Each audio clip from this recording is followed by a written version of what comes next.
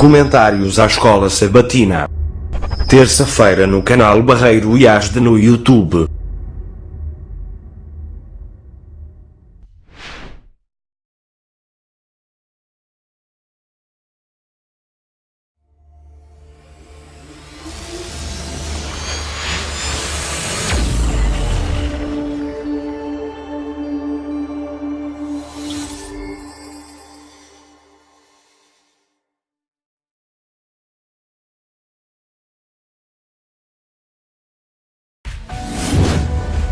A saúde está toda na sua cabeça.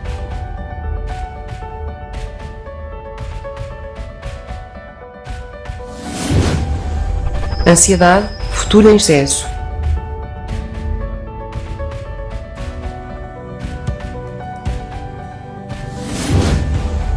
Depressão, passado em excesso.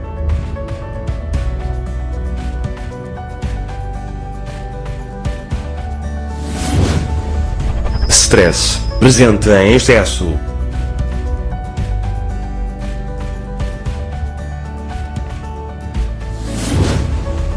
Traumas psíquicos.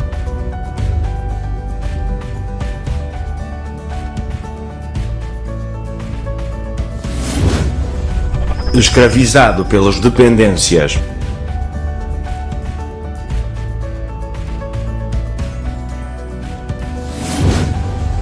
Sentimento de culpa.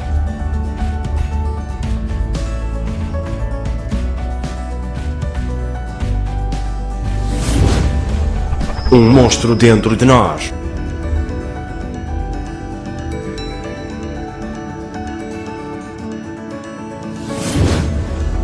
Sou eu o culpado?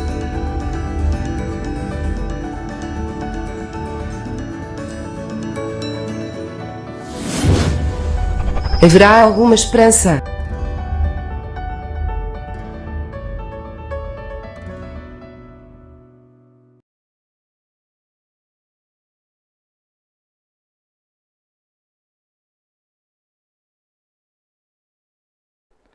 Olá amigos, hoje a NN traz mais destaques de 2017 como a ajuda humanitária em meio aos desastres naturais e o Sábado da Criação.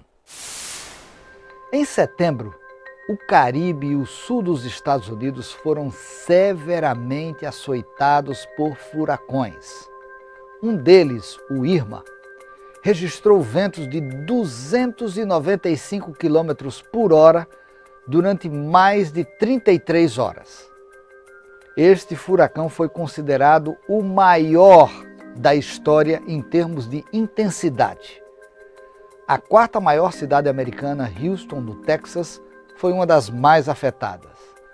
Durante 5 dias, o furacão Harvey derramou o equivalente a 62% da chuva que cai durante um ano inteiro na cidade. Operações de resgate nas áreas afetadas salvaram aproximadamente 500 pessoas.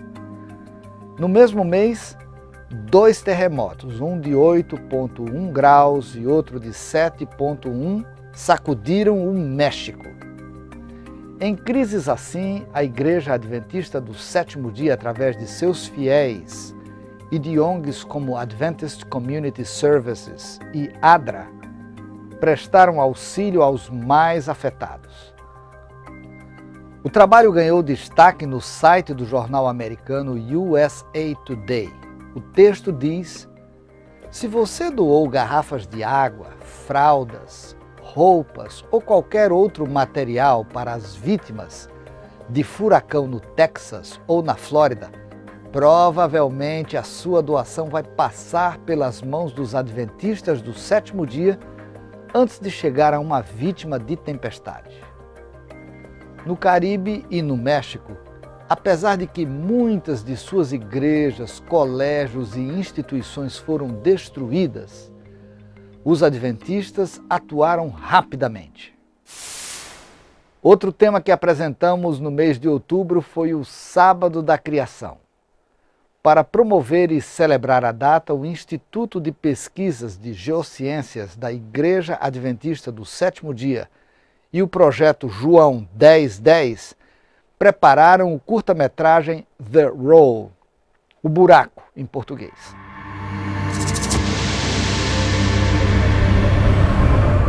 Tem um buraco no universo e ele ameaça cada um de nós com seu poder destrutivo. Esse buraco, tão potencialmente perigoso, fica localizado bem mais perto de casa. Dentro de cada coração humano, existe um perturbador vazio espiritual que cria ansiedade, desencorajamento, medo e um desejo insaciável pela verdade, felicidade e propósito. Anualmente, os adventistas reservam um sábado para enfatizar a centralidade da criação na mensagem bíblica e a compreensão cristã sobre esse assunto. Assim, todos recordamos de forma especial que o nosso Jesus é o Criador de todas as coisas e Ele também é o nosso Redentor que vive para sempre. The Roll está disponível no endereço origens.org/vídeos. Bem, isso foi tudo por hoje. Se Deus quiser, na próxima semana nós estaremos com vocês. Um abraço e que Deus abençoe.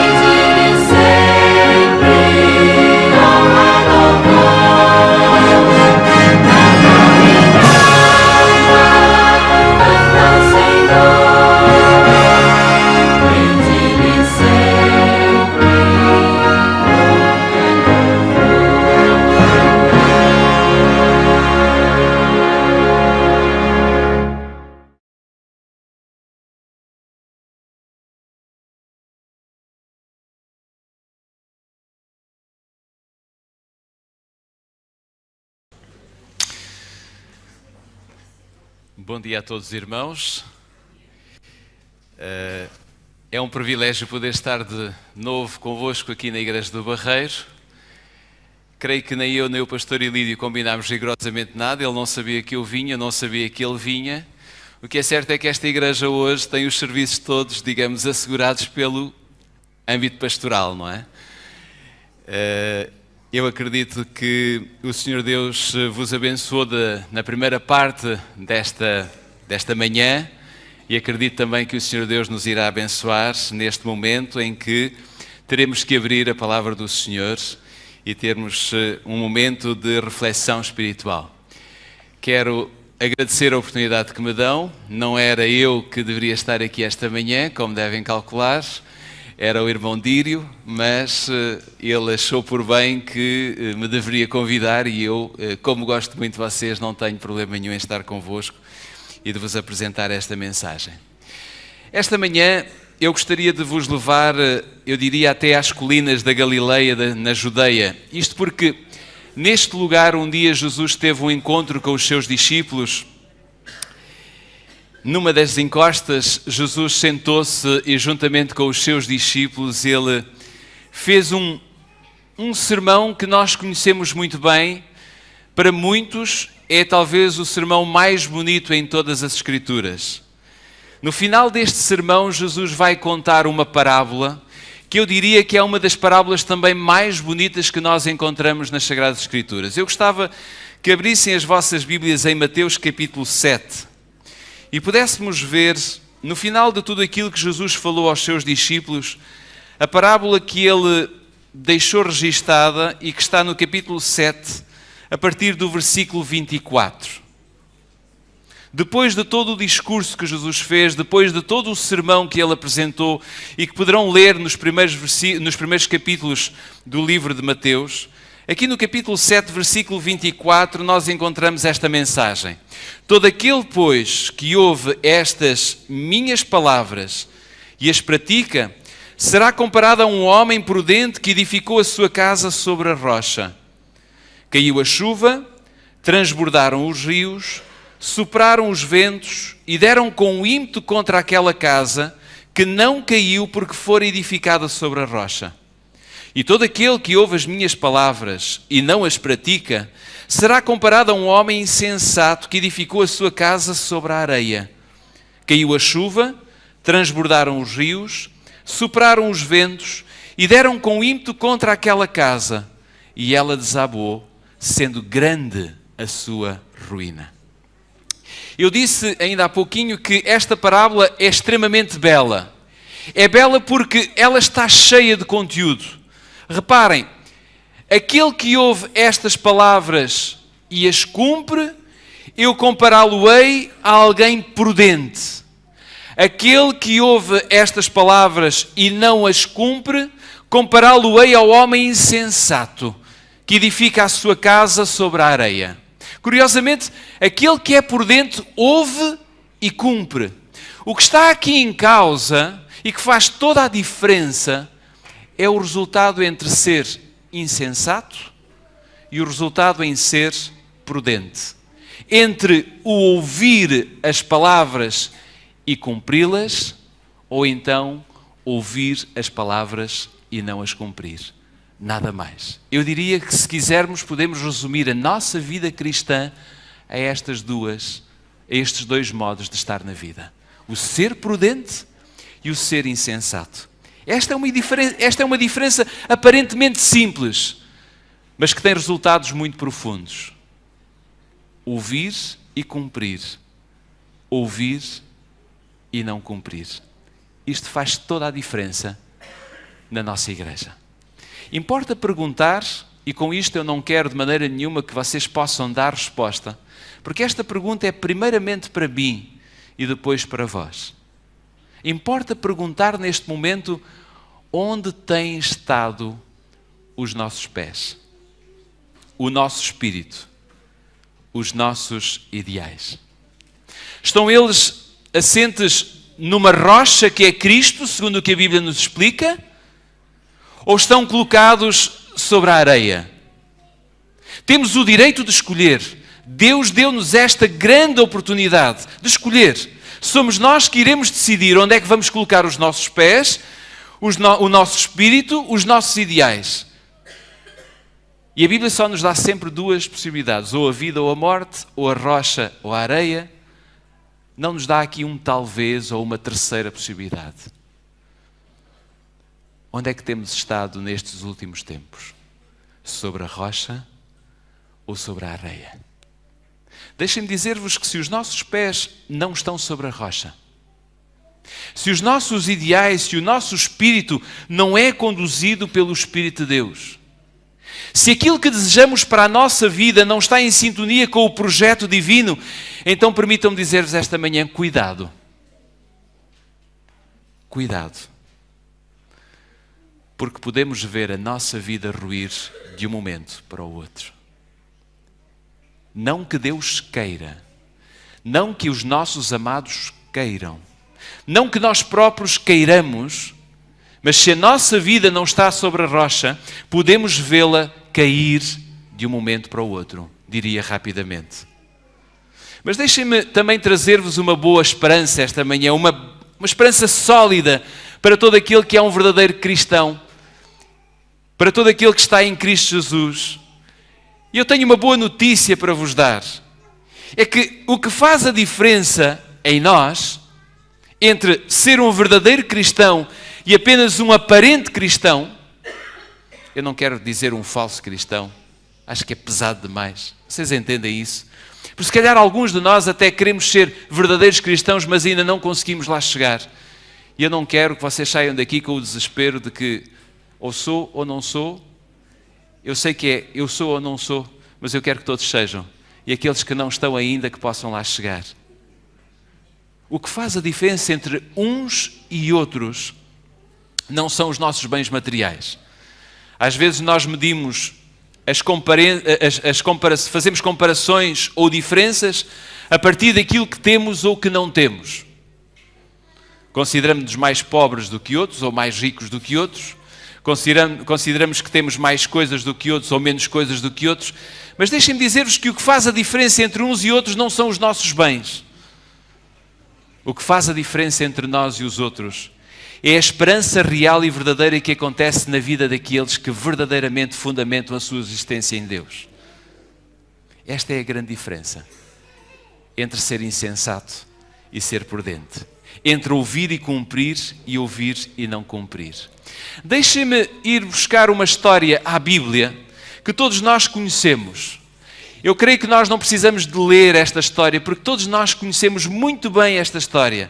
É a história de um homem, eu não posso falar da sua família, porque devido à sua doença, praticamente nós não temos muita relação com a sua família, sabemos pormenores apenas.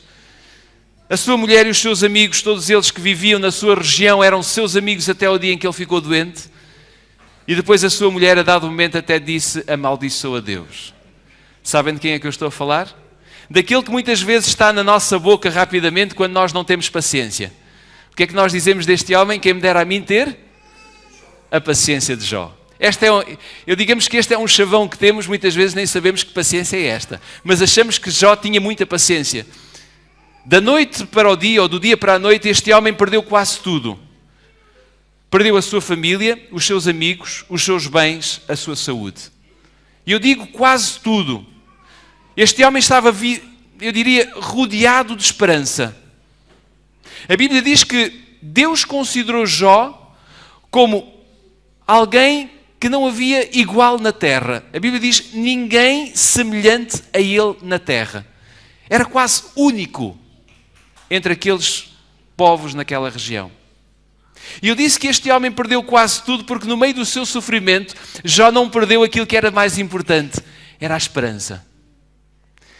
Provavelmente alguns de nós já estivemos numa situação de crise, por questões de doença ou por outro tipo de crises. Pergunto-vos, perderam a esperança? Se calhar alguns vão ter coragem de levantar a mão e dizer: não, pastor, eu continuei a ter esperança. E por isso é que o Senhor Deus me abençoou e eu consegui sair. Mas quantos há quando têm um problema, mesmo que seja pequenino, perdem totalmente a esperança, põem Deus em causa, revoltam-se contra Deus e o problema está claramente em Deus. Deixem-me dizer-vos que Jó, enquanto teve saúde, fez algo de extraordinário. E se nós hoje temos saúde, temos que fazer exatamente o mesmo para que nos momentos de crise nós tenhamos a tal paz que Jó teve e que supostamente nós não temos e gostávamos tanto de ter. Ou a tal paciência que Jó teve e que nós não temos. Jó, enquanto teve saúde, teve bens, teve família, teve paz, Jó cuidou de ser prudente. E a minha pergunta é, estamos nós a cuidar de sermos prudentes hoje, nos dias que correm? Tal como a parábola que Jesus conta. E ser prudente é estar em que lugar? Na rocha ou na areia? Rocha. Então a pergunta é, estamos nós hoje na rocha? Jó, enquanto teve saúde, bens, família, paz, ele cuidou em ser prudente. Não olhem para a história de Jó olhando aquele homem que foi um homem extraordinário porque teve uma doença e na sua doença ele agarrou-se a Deus. Não! Jó não se agarrou a Deus apenas e somente na sua doença.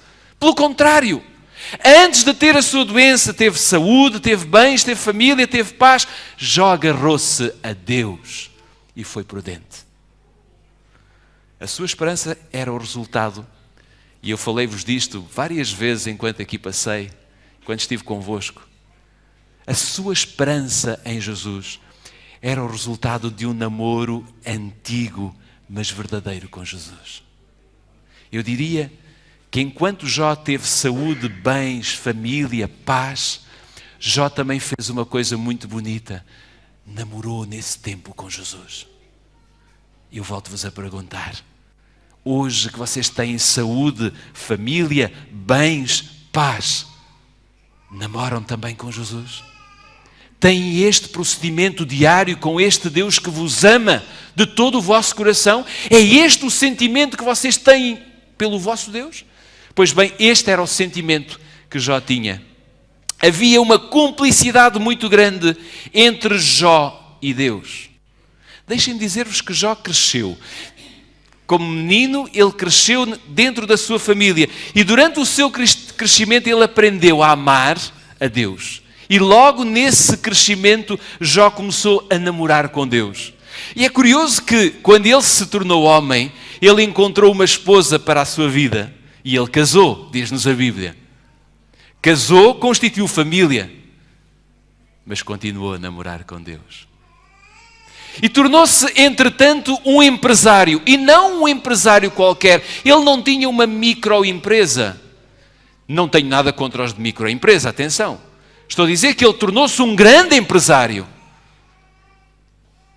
Eu diria que podemos falar desta forma assim simples. A sorte bateu-lhe à porta. Tornou-se um grande empresário. Mas enquanto empresário, nem por isso ele deixou de namorar com Deus. E quando tudo falhou, quando o único instrumento que ele tinha à mão eram cacos para acudir à sua aflição, aquele homem continuou exatamente a namorar com Deus. Continuou a confiar naquele Deus por quem ele nutria uma cumplicidade e um amor sem limites. Este era o enredo de Jó. Mesmo que ele perdesse tudo, e perdeu, diz a Bíblia que ele continuaria a confiar no seu Deus. E ele tem palavras sublimes, tem aquelas palavras sublimes em Jó capítulo 19, que muitos de vós sabem de cor. Capítulo 19, versículo 25, a Bíblia tem estas palavras extraordinárias. Quase que não era necessário nós virmos aqui esta manhã. Porque eu sei que o meu Redentor vive e por fim se levantará sobre a terra. Eu sei em quem tenho depositado toda a minha confiança. Eu sei com quem tenho namorado até agora. Eu sei onde é que está o meu coração. E, meus queridos irmãos, querem perceber estas palavras de Jó para com Deus? Olhem para os filhos que vocês amam Olhem para os parentes que vocês têm, para o vosso marido, para a vossa mulher. Se porventura eles tiverem uma doença de morte, vocês vão deixá-los de amar? Pelo contrário. Se nós tivermos algum parente que infelizmente contraia uma doença de morte, é talvez nesses momentos que nós nos vamos chegar mais a eles e vamos colocar o braço por cima e vamos lhe pedir perdão e vamos estar com eles. Porquê? Porque os amamos. A relação que Jó tinha com Deus era isto. Jó sabia que a sua doença não podia separá-lo de um Deus que lhe dizia ao ouvido: eu amo-te. Naquele tempo havia uma promessa: Jó, um dia eu enviarei o meu filho à terra para te salvar. Jó, um dia o meu filho vai morrer por ti na cruz. E naquele momento em que ele estava a sofrer, em que os cacos eram o único instrumento que ele tinha nas suas mãos, Jó ouvia essa voz: Jó, não te preocupes, eu amo-te.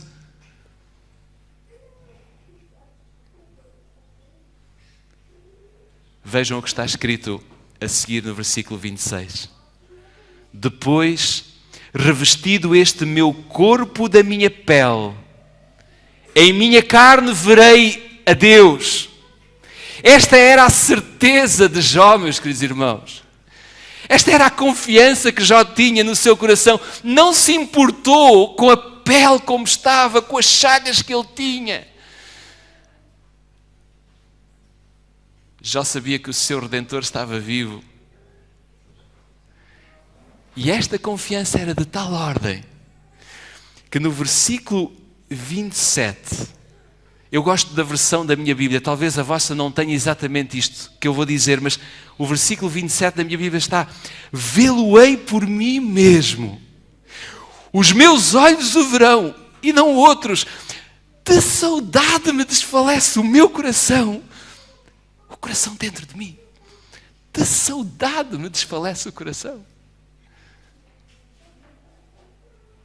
Esta era a confiança que Jó tinha no seu coração, a garantia que Jó tinha no seu coração: de saudade me desfaleço. Já imaginaram Jó a morrer de saudade pelo seu Redentor? É verdade que quando vamos ao lar, e eu ainda tenho lá a minha mãe, outros têm lá alguns familiares, existem alguns membros da Igreja do Barreiro, quando vamos ao lar, provavelmente a expressão mais fácil de ouvir da boca daqueles irmãos é: eu quero morrer, eu quero ver Jesus voltar, para mim o tempo acabou. Enfim, frases destas. Aquele mesmo Jó que no momento em que diz estas palavras vive o maior drama da sua vida. Se há aqui alguém hoje que porventura conseguiu ultrapassar um cancro, louvamos a Deus por isso. Mas humanamente falando, Jó não tinha cura. Humanamente, Jó não podia fazer nada. Estava condenado à morte. E para além disso, o drama na sua vida era que ele tinha perdido a família, tinha perdido os amigos, tinha perdido a igreja, os bens, a saúde. E eu pergunto, meus queridos irmãos, perante tudo isto, perante este quadro, somos nós capazes de ter saudade no nosso coração pela volta de Jesus?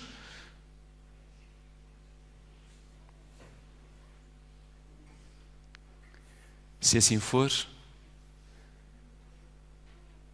eu posso dizer que de certeza absoluta os outros verão em vós o amor de Jesus. De certeza absoluta que se esta for a vossa condição, os outros irão olhar para vós e irão dizer: tu és diferente. Os outros irão dizer: há algo que tu tens que eu não tenho. Diz-me o que é que tu tens que eu não tenho. Porque perante todos os teus problemas,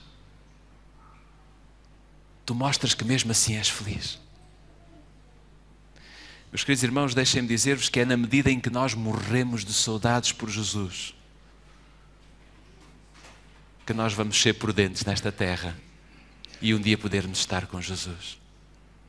E a pergunta que eu vos coloco para reflexão, ao entrarem hoje nesta igreja, vocês entraram com saudades de Jesus? Ou vieram à igreja simplesmente porque são adventistas e porque hoje é tão rotineiro que vocês já vêm há tantos anos ao sábado que ficava mal não vir mais um sábado à igreja? Entramos nós aqui com saudades de ver Jesus, meus queridos irmãos? Talvez alguns de nós até não pensem nisto que eu vou dizer. Se calhar não temos tempo para o fazer, estamos tão ocupados. Mas deixem de dizer-vos, Jesus está tão próximo de voltar a esta terra. Tão próximo de voltar a esta terra. Que eu tenho medo que alguns de nós não possamos estar um dia no céu com Ele. Por estarmos tão distraídos, tão ocupados. Não chega a vir à igreja, meus queridos irmãos, porque em mais um sábado eu tenho que vir à igreja. Queridos jovens, não chega a vocês virem à igreja simplesmente porque os vossos pais vos obrigam a vir, ou porque são cansativos e vocês, para não os ouvirem, lá vêm vocês à igreja. Não chega a vocês virem à igreja só porque o João ou a Maria ou o Joaquim estão cá. É preciso que eu venha porque eu tenho saudades. Saudades de ver Jesus voltar. Meus queridos irmãos, se eu tenho saudades hoje, saudades de ver Jesus, então deixem-me dizer-vos que podem vir as tempestades, podem vir as dificuldades, podemos encontrar mares, gentes, rios. Venha o que vier, e a minha casa estará sobre a rocha. E aquilo que eu mais quero para vós, meus queridos irmãos, e há aqui um amor mútuo, sempre que eu venho aqui, eu sou abraçado por vós e eu posso vos abraçar. Eu sinto o vosso amor e sintam o meu amor por vós. Se não venho mais é porque não posso. Sabem que eu tinha um amigo que dizia: eu não dou molotov todos os dias à minha mulher para que ela não se habitue. Eu só lhe dou molotov de vez em quando, porque quando lhe dou molotov ela fica toda contente. Eu não venho cá todos os sábados, senão seria sem graça. Eu venho cá de vez em quando. Eu e o pastor Elídio vimos cá de vez em quando. Porquê? Porque quando vimos somos abraçados por vós e temos o desejo de vos abraçar. Há um amor comum entre nós. E este amor não é para ser nesta terra apenas, é para ser no céu. Se a minha casa estiver sobre a rocha, se a vossa casa estiver sobre a rocha, venham as tempestades, venham as dificuldades, venha o que vier. E o Senhor Jesus vai vencer na nossa vida. Meus queridos irmãos, Cristo provou que as colunas do nosso caráter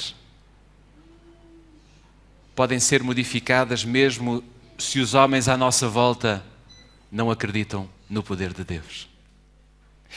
Cristo provou que pode fazer de cada um de nós homens e mulheres como ouro, que não se vende,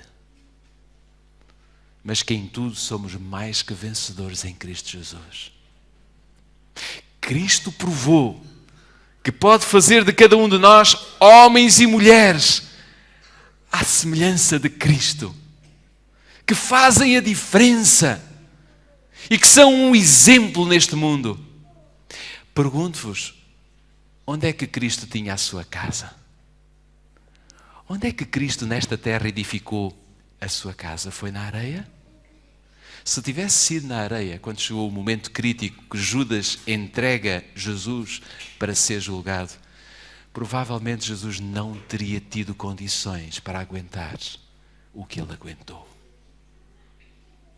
Ao longo de 33 anos, numa primeira fase em casa de Maria, depois provavelmente na carpintaria de José e depois em pleno retiro espiritual no deserto, Jesus preparou a sua vida, começou a aprender a namorar com o Pai e levou esse namoro até ao fim.